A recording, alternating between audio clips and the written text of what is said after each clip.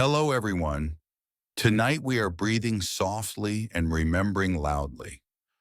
I'm sitting here in my old wooden chair, the one that creaks no matter how still I sit, with the fan humming in the background and the scent of peppermint tea wafting up from my cup.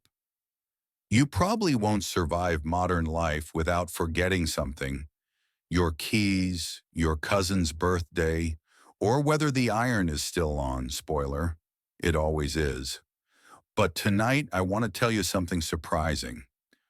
I don't forget much these days, not even the milk. And it wasn't always this way. So before you get comfortable, take a moment to like the video and subscribe. But only if you really like what I do here. And if you don't mind, pop into the comments and let me know your age and where you're watching from. I love reading those.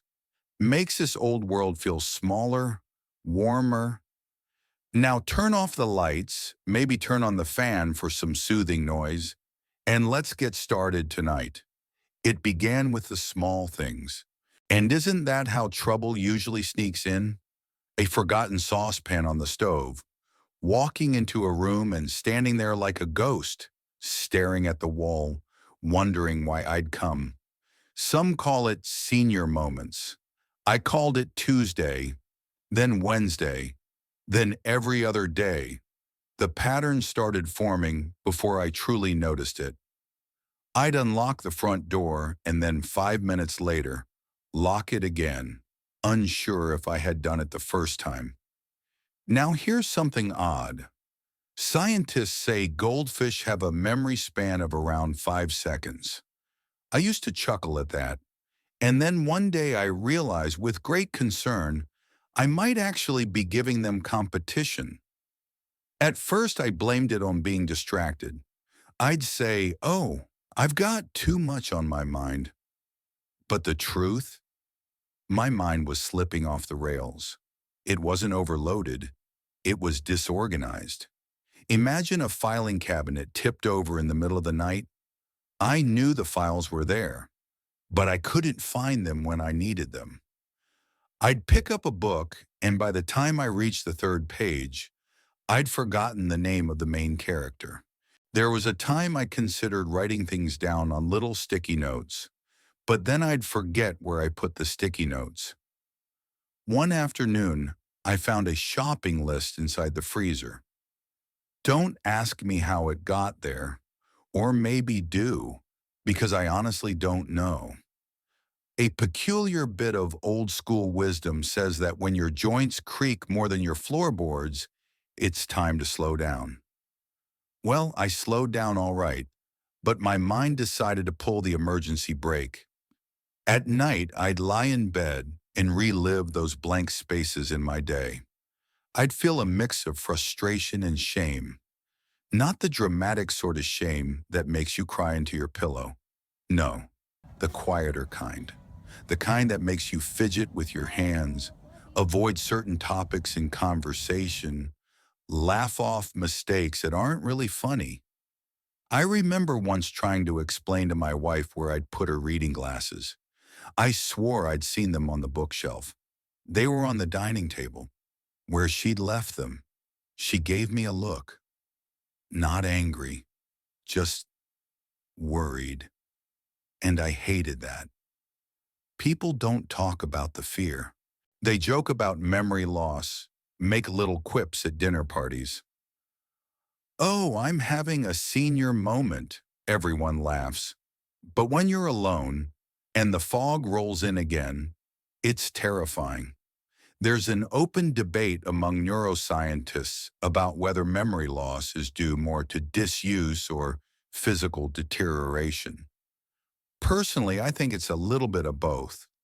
And a third thing they don't write papers about: resignation. The quiet decision to stop trying because trying feels like failing. And yet, despite the downward drift, something stubborn in me kept resisting. Maybe it was pride, or maybe it was curiosity. I've always been curious, even when I forgot what I was curious about. Here's a fun fact, though completely irrelevant. Lobsters never stop growing, no matter how old they get. That stuck with me. If a crustacean can keep expanding well into its hundreds, maybe my brain still had some stretch left in it. Still, I won't lie. I started thinking about all the solutions on offer. Brain training apps, omega-3 pills, those weird glowing headbands that supposedly stimulate cognition. I even considered doing Sudoku, though to be honest, numbers make me itchy. None of it felt like me. I wasn't looking for a flashy fix.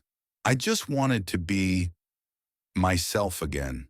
I missed remembering, not just dates and appointments, but little things, like the smell of jasmine outside the window in spring, or the rhythm of my father's footsteps coming up the path when I was 5.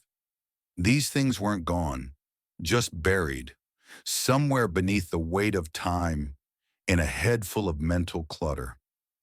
Then one day a grocery trip changed everything. Not because I forgot something, but because I didn't. That story's coming. But tonight I want you to sit with me in this quiet moment when everything felt uncertain and fragile, when my memory felt like a slippery fish, when my life, though still full, felt like it was fraying at the edges. I wish I could tell you the turning point was dramatic, like I collapsed in the street or mistook the dog for the postman. But no, it was much quieter. It happened on a Tuesday afternoon, warm and ordinary. I was sitting in the living room, the sun gently pooling on the rug, when the phone rang. It was my daughter. Her voice was sharp with worry. "Dad," she said, "Elliot's school performance was today. He waited for you." For a moment I said nothing, not because I was guilty, no, because I was confused. I had no memory of it, nothing, not even a flicker. I fumbled for something to say, but all that came out was, "What performance?" The silence on the other end of the line was long enough to feel like punishment. She didn't yell. She didn't need to. Her disappointment filled the space between us. That's the thing about forgetting. Sometimes it hurts others more than it hurts you. After we hung up, I sat on the edge of the couch, my elbows on my knees, staring at the floor like it might forgive me. I remembered a time when I'd promised myself I'd never let my mind slip like my father's had. I watched him fade in his final years, forgetting names, then faces, then eventually how to hold a spoon. I swore I wouldn't follow that path, and yet here I was, standing at the gate. There's a term in psychology, functional age, which suggests your mind's age might be older or younger than your body's. That day I felt 110. I didn't cry, but something inside me crumpled, like a paper list that's been folded too many times. That night I couldn't sleep, not because of guilt, but because of fear. What would I forget next? Would I forget where I lived? Would I forget my wife's name? Would I one day look in the mirror and not know the face staring back? The next morning, Elliot didn't call. He didn't have to. His silence was a louder echo than any words. I imagined his small hands fidgeting with the edge of his school shirt, scanning the audience, expecting to see me. I wondered what story he'd tell himself about why I wasn't there. I couldn't bear the thought of becoming the grandpa who forgets. You know, there's an old saying, the axe forgets, but the tree remembers. I didn't want to be that axe. Something had to change. But what? At that point, I didn't trust my memory enough to try anything new. I'd start a crossword and give up halfway. I'd open a book and reread the same paragraph 5 times. It felt like trying to build a house with rubber nails. The next few days were strange. I walked through them like a ghost with a shopping bag. I remember the incident, but not the performance itself. I remember the pain, but not the promise. I wrote things down obsessively. Every phone call, every errand. I even wrote make tea once and laughed at myself for being ridiculous. But behind that laughter was a growing tension, like an elastic band stretched too far. Then something curious happened. I was at the bus stop one morning, waiting, not really going anywhere, just needing to feel normal, when I overheard two older gentlemen talking. One of them said, "It's not the forgetting that gets me, it's the feeling that I'm vanishing." That word, vanishing, struck me like a bell. That's exactly what it felt like. Like I was slowly becoming a ghost in my own home, present in body, absent in everything else. By now, I'd started wondering whether I needed medical help. Was this early dementia? Had I crossed some invisible line from ordinary forgetfulness into something more sinister? But then I thought, maybe, just maybe, I hadn't tried the right thing yet. There's an ongoing debate in the field of geriatrics. Is cognitive decline inevitable, or is it preventable with lifestyle changes? I lean toward the hopeful side, because despair, though convenient, wasn't doing me any favors. The next time Elliot came over, he was shy, sat in the corner playing with a puzzle, barely looked up. I made hot chocolate the way he liked, extra marshmallows, but he just nodded and said thanks without the usual sparkle. I hated that I'd put that distance between us. I hated that I couldn't just rewind time like a cassette tape. So I did the only thing I could. I sat next to him and said, "I'm sorry I forgot, buddy. I really am." He didn't say anything, but he leaned his head against my arm, and that was enough to break me open. Sometimes healing starts there, with honesty, with a pause, with an arm that doesn't pull away. That night I made a promise.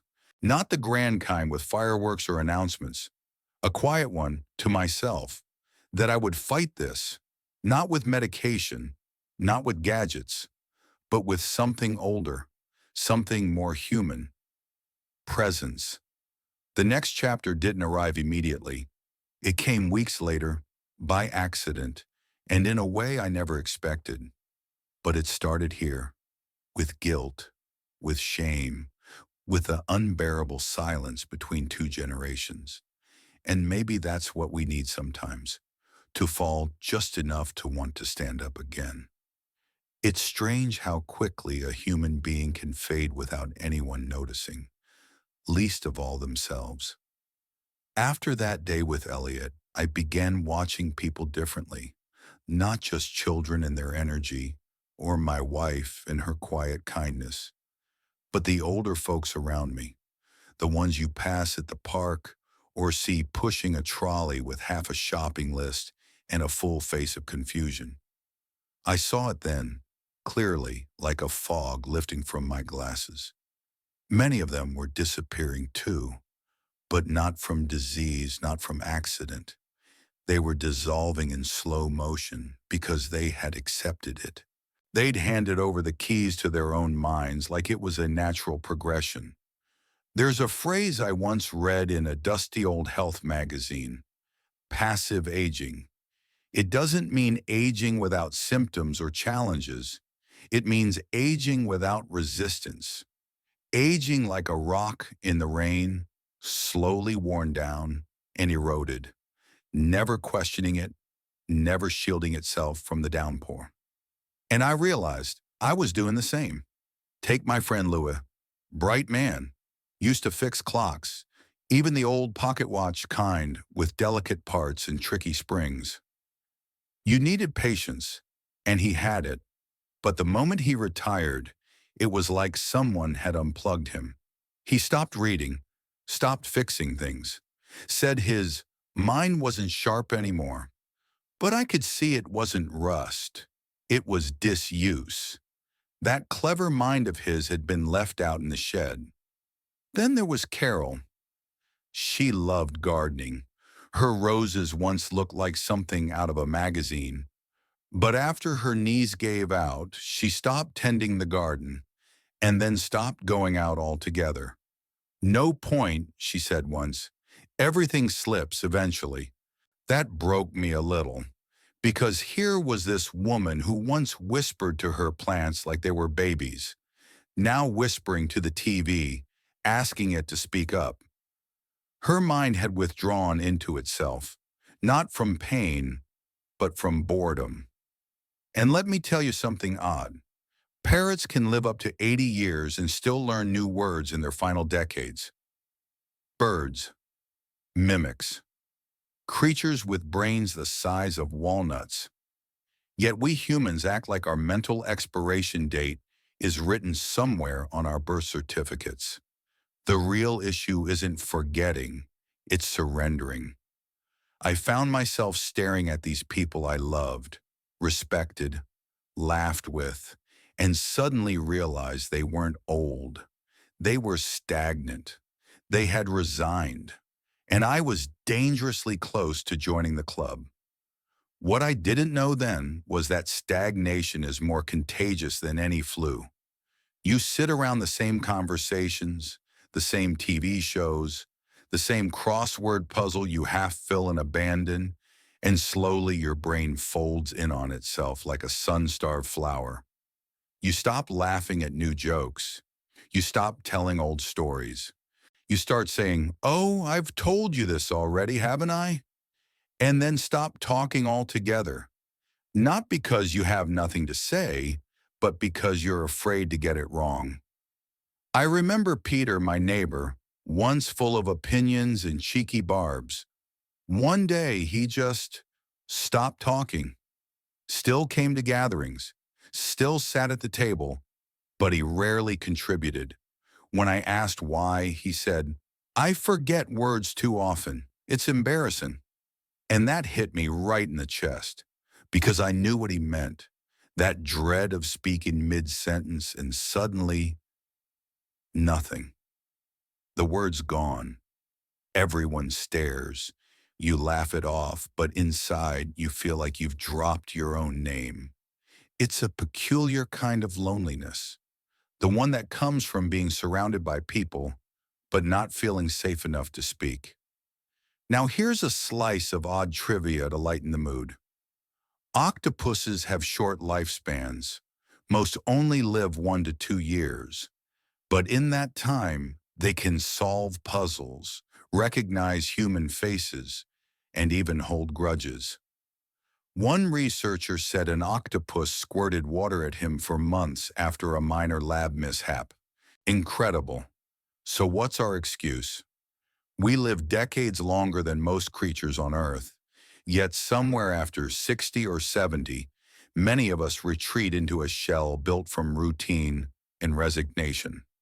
We stop learning, not because we can't, but because we think we shouldn't have to. That is the quiet tragedy of passive aging. It doesn't yell, it whispers. You're done now. And worst of all, it sounds reasonable. But let me tell you something. Wisdom is not measured by how quiet you become. It's measured by how curious you remain. You want old school wisdom? My grandfather used to say, "You're only as old as your last new idea." Back then, I thought he was rambling. Now I see it was a rebellion. So I made a pact with myself, a silent, ridiculous one, that I would not join the army of the quietly surrendered, that even if my brain sometimes betrayed me, I'd at least keep it busy. I didn't know what that looked like yet, but I knew it wouldn't involve staring blankly at the television, avoiding conversation, or telling myself, this is just what happens. Because passive aging is not just the end of memory, it's the end of becoming, and I wasn't finished becoming yet. The funny thing about turning points is that they rarely announce themselves with fanfare. No flashing lights, no dramatic music. Sometimes they walk into your living room wearing sneakers and holding a psychology textbook. That's how it happened with my granddaughter Ava. She's 20, full of questions and untied shoelaces. One Saturday morning, she dropped by unannounced, as she often does, flopping onto the couch like she owned it.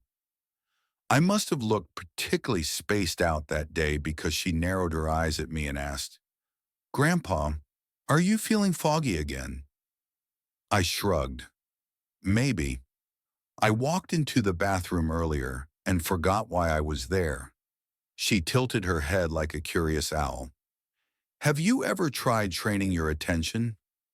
Now, I don't know about you, but when someone under 30 tries to teach me something involving the brain, I get suspicious. I brace myself for an app suggestion or something involving binaural beats and Bluetooth headphones, but she just smiled. No tech, just 3 minutes a day. It's called mindful attention. Sounds like meditation, I said, wrinkling my nose. Not really, she replied. No mantras, no chanting, just breathing, noticing. Let me show you. And there, right on the sofa, she did. She sat up straight, feet flat on the ground, and told me to do the same. Now close your eyes, she said, and breathe. In through your nose, out through your mouth. Feel the air, that's all. If your mind wanders, just bring it back. Simple. So simple it felt silly. But I did it. 3 minutes later, I opened my eyes and blinked. Nothing had changed, and yet something had. A stillness, like dust settling in a sunbeam. I hadn't felt that in years. She left shortly after, leaving behind a quiet challenge. That night, I sat on the edge of my bed, closed my eyes, and breathed. I felt awkward. I fidgeted. I itched.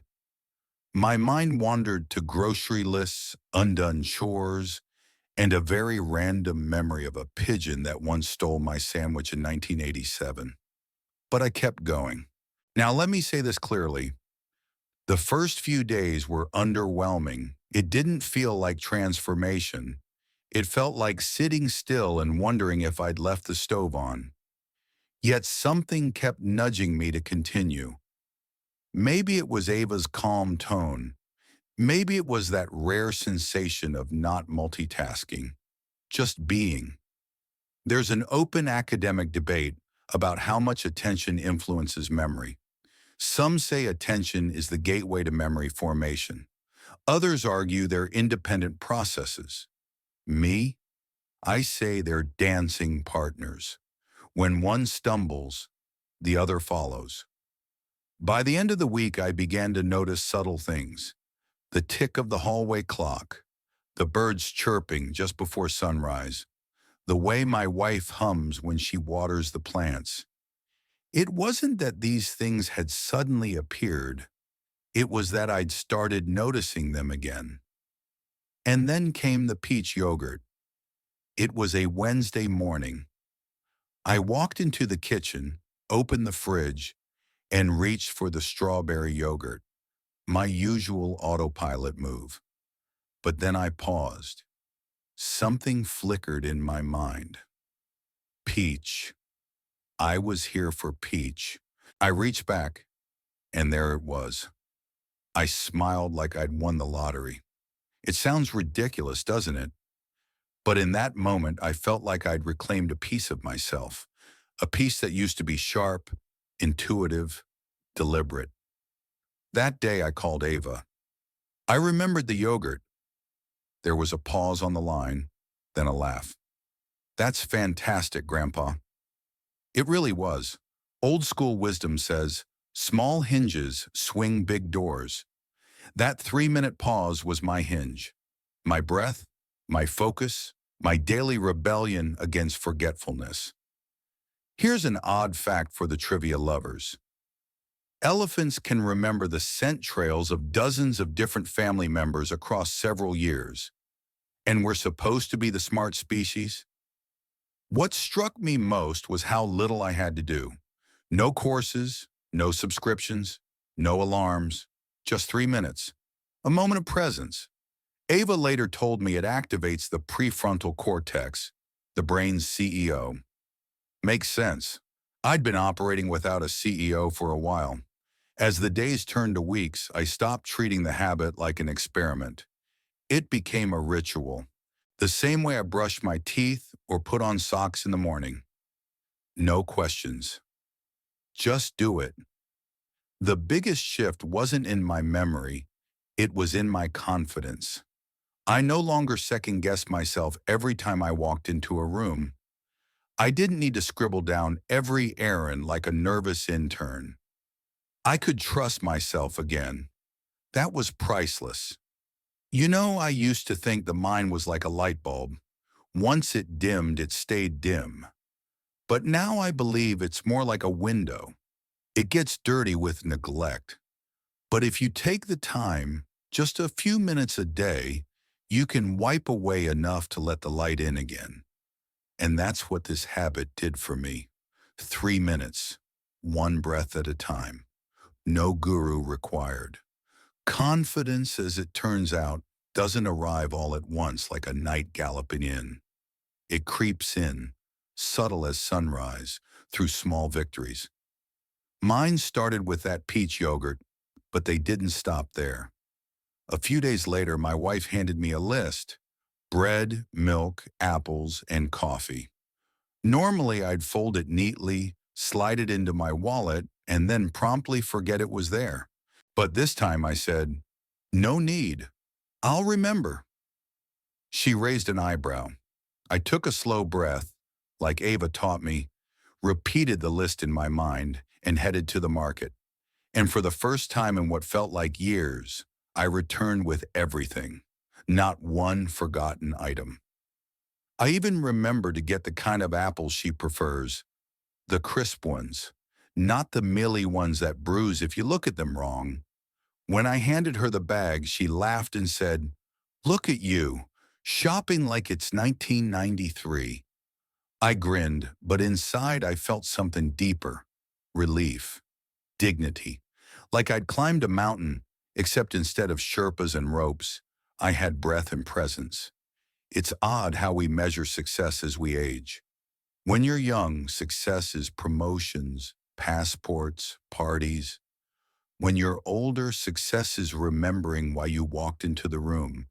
And believe me, when you achieve that after months of blanks, it feels like winning an Oscar.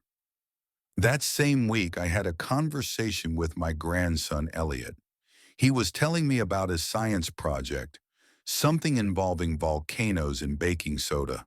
I listened, really listened, took it in like a sponge. 3 days later, I brought it up again. "How did the volcano thing go?" His eyes lit up. "You remembered."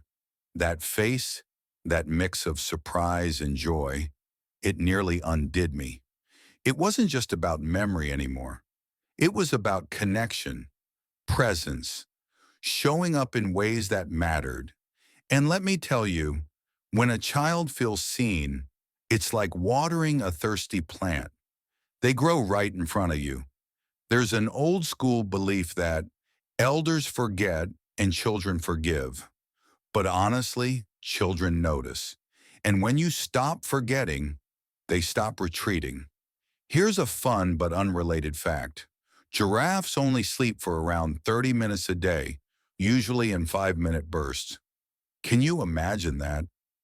I can't even make tea in 5 minutes. But I think about that sometimes when I remember things I used to forget.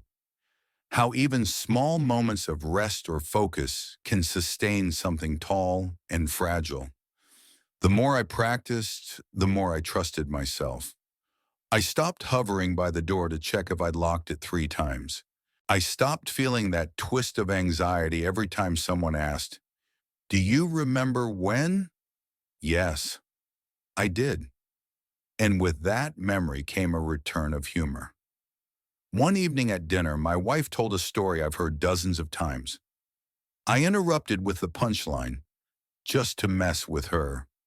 She paused mid-sentence and burst into laughter. "You remember that?" she said, wiping her eyes. "Of course I do," I said. "I may be old, but I'm not extinct." That became my motto. Before long, the changes added up. My mornings felt clearer. My body felt lighter. Not in a physical sense, but mentally, like someone had lifted a backpack I didn't know I'd been carrying. There's a term from psychology called cognitive reserve, the brain's ability to improvise and find new pathways when old ones falter. It's a hot topic in neuroscience now, and apparently small daily habits, like attention training, can help build that reserve. I like to thinking of it that way, like I was slowly filling up a savings account in my mind, breath by breath. Another small shift? My sleep. Before I'd toss and turn, my mind running loops of confusion and guilt. Did I call so-and-so? Did I forget something important? Did I say the wrong thing to my wife at lunch? But now, after my 3-minute habit, I'd slip into sleep like a stone in a pond, and I'd wake up rested, which was rarer than a warm scone in our household. Even my dreams changed, less chaotic, more vivid.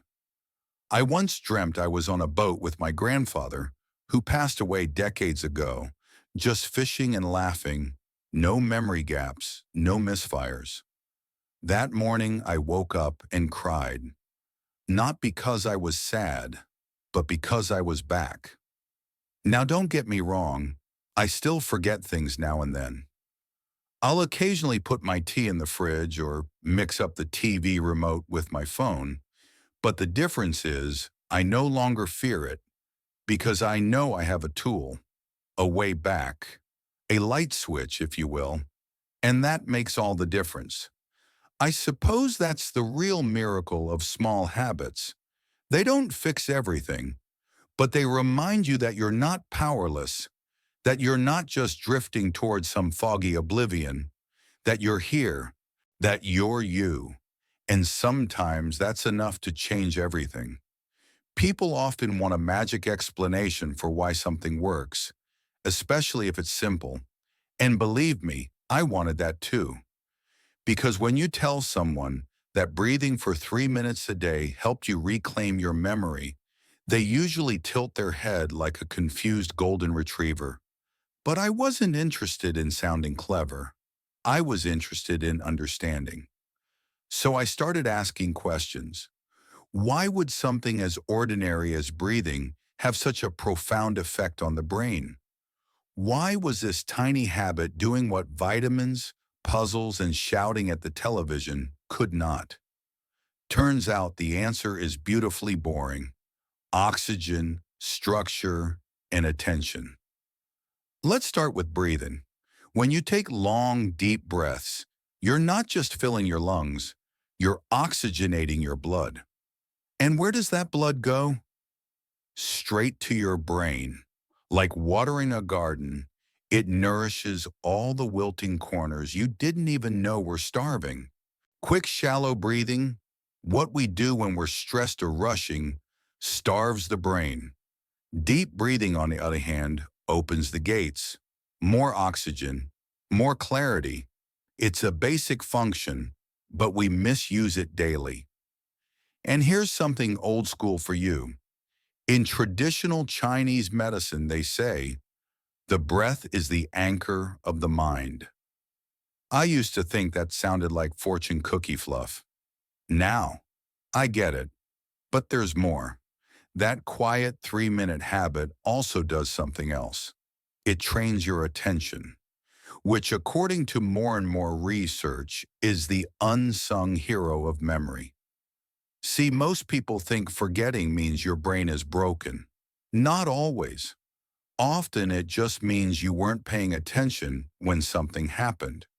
You can't remember what you never properly noticed. It's like trying to play back a film you never actually recorded.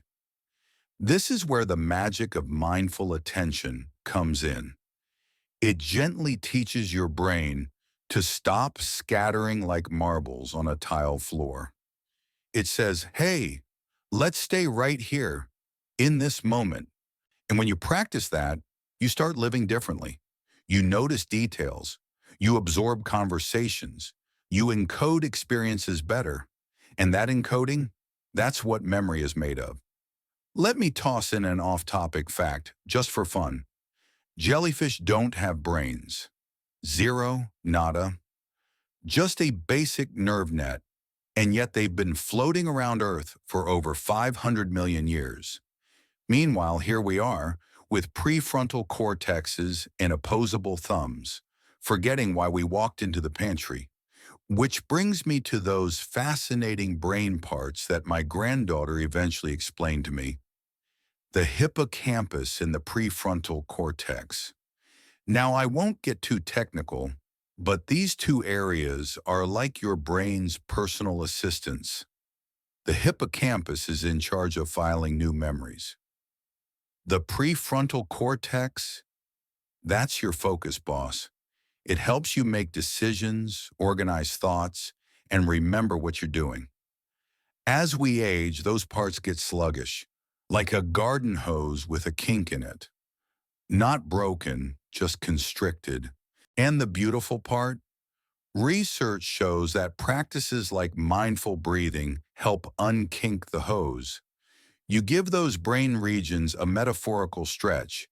In some cases, scans even show increased thickness in the prefrontal cortex after just weeks of daily attention training.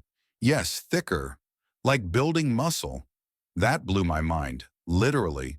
But it doesn't stop there. There's another layer, stress, that slow, silent memory killer. See, when we're under constant stress, our bodies produce more cortisol. A little is fine. A lot? Not so much. High cortisol levels over time can shrink the hippocampus. That's not speculation. It's been seen in imaging studies. It's like pouring acid over your brain's filing cabinet. Breathing deeply, paying attention, that naturally reduces cortisol.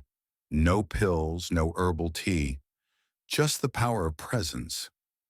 One evening I explained all this to my friend Martin, who's never met a fact he didn't want to argue with.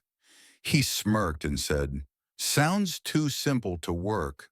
So I asked, "When's the last time you paid attention to one single thing for 3 uninterrupted minutes?" He scratched his chin, then admitted, "Probably 1998. Exactly. See, in today's world, we don't do one thing at a time anymore. We scroll while eating, talk while texting, watch a show while reading the news. Our attention is sliced like cheap deli meat. This habit, these 3 minutes, reverses that. It doesn't add noise, it subtracts it. I started to think of it as brushing my brain. A gentle scrub. Clear out the gunk of the day. File what needs filing. Let the air back in. There's even an old Japanese proverb that says, if you do not enter the tiger's cave, you will not catch its cub. Well, the tiger's cave in this case is silence, stillness, presence, and deep in there, your memory, still alive, just waiting. It's not magic. It's not hype. It's biology and respect. Respect for the brain we've all been dragging around without instruction manuals. So yes, I still love a good Sudoku. And yes, I eat blueberries like they're a miracle cure. But the thing that's made the biggest difference? 3 minutes of being here, of breathing with purpose, of paying full, unapologetic attention to your own breath, to your own mind. And honestly, it's the cheapest therapy I've ever tried. Now that I understood how this little ritual worked, the next challenge was clear. Keep doing it. You'd think something as short as 3 minutes would be easy to commit to, right? Wrong. Turns out even the simplest habits can slip through the cracks like a sock behind the washing machine. But I wasn't going to let that happen. not after everything I'd regained. So I had to get clever. First, I tied it to something I already did. That's one of those old behavioral tricks, habit stacking. You take a thing you do every day, like brushing your teeth, and tack the new habit right onto it. For me, it was making tea in the morning. I told myself, before the kettle finishes boiling, you breathe. And I'd sit right there on the kitchen stool, back straight, eyes closed, feet flat on the tile. 3 minutes. In through the nose, out through the mouth. No thinking, no scrolling, just air and silence. At first, I needed reminders. I wrote a note and stuck it on the fridge. It read, 3 minutes, sure clarity, don't skip it. I also set a soft alarm on my phone with a label that said, time to clean the attic upstairs, which was my cheeky code for my brain. Eventually, I didn't need the alarms. It became as natural as tying my shoes, except I often forget which shoes I meant to wear. So maybe that's a bad metaphor. Still, you get the idea. Now, if you're wondering what posture to use, don't overthink it. I didn't sit in lotus position like a monk on a mountaintop. I just sat upright, shoulders loose, hands on my knees. Sometimes I did it in bed, sometimes on a bench in the garden. It's not about being perfect, it's about being present. The key? Do it somewhere you can be left alone. And if the dog tries to lick your face mid-session, just count it as bonus sensory input. But what about those days when you're tired, distracted, or just plain cranky? Oh yes, I had those too. There were mornings I'd rather eat dry toast than sit still with my thoughts. Days when I felt silly doing it. Other times when I forgot entirely. That's when I gave myself permission to do it badly. Even 1 minute is better than zero. 5 breaths. A whisper of calm. Something. Anything. The rule was simple. Don't break the chain completely. You miss a day, fine. Just pick it back up tomorrow without guilt. No dramatic relaunch, no self-scolding. Just show up again. Here's a bit of offbeat wisdom. According to NASA, astronauts aboard the ISS see 16 sunrises and sunsets every single day. Can you imagine? All those starts and endings, one after another, kind of puts into perspective that you can begin again anytime. Now I also learned to build little rituals around the habit to make it stickier. A certain cup of tea, a specific chair, a scent I liked, lavender usually. These became signals to my body and brain that it was time. Like Pavlov's dog, but more wrinkled. I even bought a tiny hourglass, one of those sand timers from an old board game, and used it when I didn't feel like dealing with screens. There was something quietly satisfying about watching the sand trickle down as I inhaled and exhaled. Here's the thing. The more you simplify the process, the less likely you'll skip it. No special app, no membership, just you and a few deep breaths. Now, I have a theory that old people are basically habits wrapped in skin. And when we lose our routines, we start to unravel. But good habits, ones we choose, not just fall into, they patch us up. They stitch us together. After a few months, I didn't just remember things. I remembered myself, who I was before all the sticky notes, before the hesitation in my voice, before the confusion crept in and took up residence like an unwanted guest.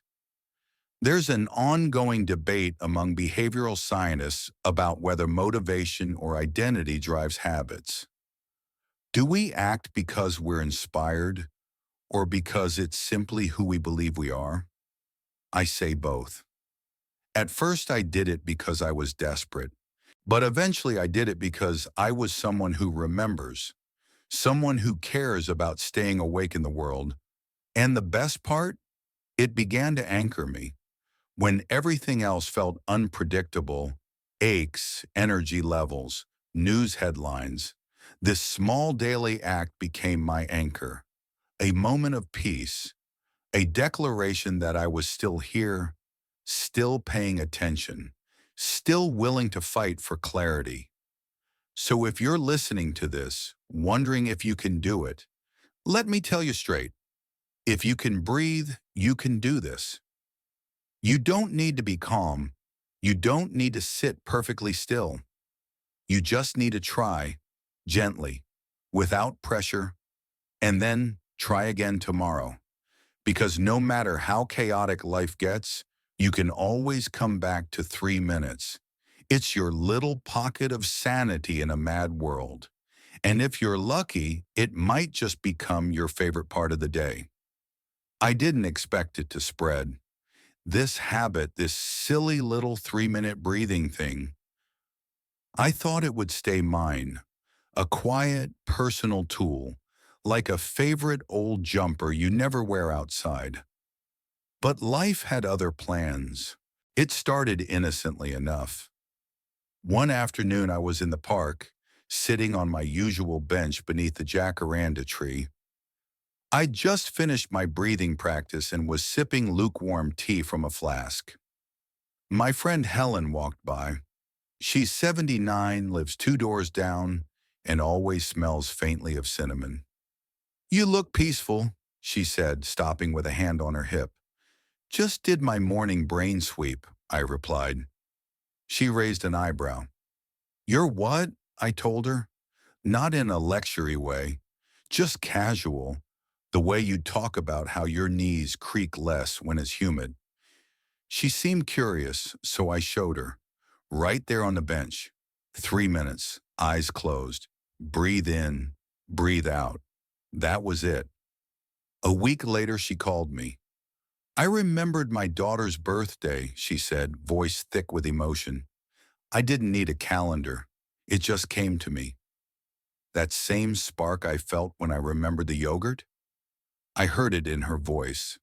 After Helen came our mom, a gruff, 83-year-old ex-mechanic who believed in fixing things with wrenches and whiskey. He scoffed at the idea, called it hippie nonsense. But after confusing two of his grandkids at a barbecue, he came back with his tail between his legs and said, "All right, teach me." He struggled at first, couldn't sit still, kept muttering about how ridiculous he felt, but he stuck with it. And a month later, he told a full story, start to finish, to his great-granddaughter without forgetting a single thread. He was glowing. Now here's the thing. Not everyone who tried it stuck with it. A few neighbors gave it a go, then drifted away. One said, "Didn't feel any different." And that's fair. This isn't a magic pill. It's more like a drip of water carving stone. Invisible at first, but powerful over time. That's the real secret. Consistency beats intensity. 3 minutes every day will always win over 30 minutes once a month. Here's an odd fact for your trivia jar. In some parts of the world, there are trees that only bloom once every 7 years. 7 years. They grow, wait, and then suddenly burst into color. The lesson? Just because change is slow doesn't mean it isn't happening. The more I shared the habit, the more I realized something deeper. It wasn't just improving memory, it was repairing relationships. It was reviving old conversations, reducing tension, softening silences. My wife and I started talking more, not about bills or doctor's appointments, but real things. I remembered stories she'd told me 20 years ago. Inside jokes from when our hair was darker and our backs straighter. I'd catch her looking at me with this new sort of tenderness. Not pity, respect. Like she was seeing the man she married all over again. Even Elliot changed. He'd drop by after school and talk without fear I'd forget. I was present, alert, not just physically, but mentally. And in return, He gave me his curiosity. We started building little models together, planes, rockets, boats, nothing fancy, but we were together. That's the thing they don't tell you about memory loss.